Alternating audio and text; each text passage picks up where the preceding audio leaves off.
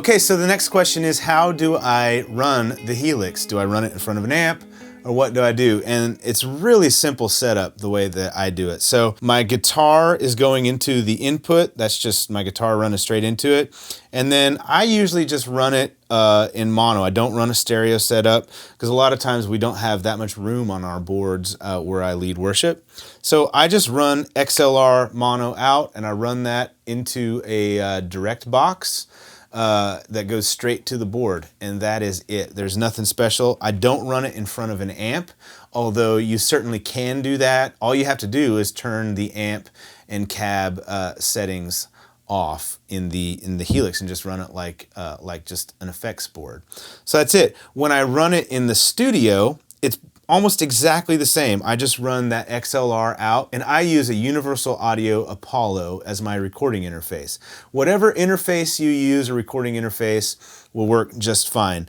And so to set up tones, I think it's important to use it the same way when you set it up as you would live. If you play live the way I do, you're gonna run that XLR out into a soundboard, and that soundboard has a preamp in it. And then there's some EQ on that as well, and then it's pushing that through speakers. So what I do is I run my Helix into my recording interface, which has a preamp. It's the Universal Audio Apollo. And then I run those out to my studio monitors, which aren't anything fancy. It's a pair of Tannoy powered 5-inch studio monitors. And I just listen to it and dial it in.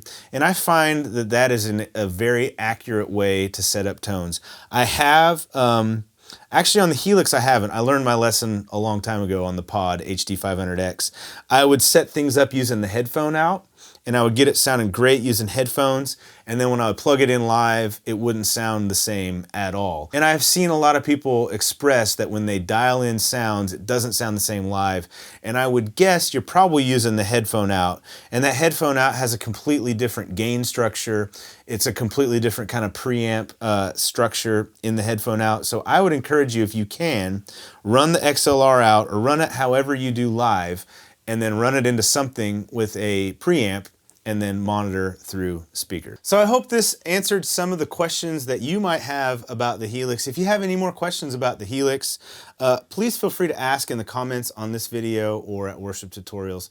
You can grab all of my patches, and they're all free from Worship Tutorials. There's going to be a link up here where you can go get those. All you got to do to get them for free is put $0 in the price field, and don't feel bad about it getting them for free. No problem there. If you'd like to leave a tip, I would greatly appreciate that, and I thank you very much. So thanks for watching. Again, if you have any questions, ask them below. The Helix is an awesome piece of gear, extremely useful for the style of music that we play. See you next time.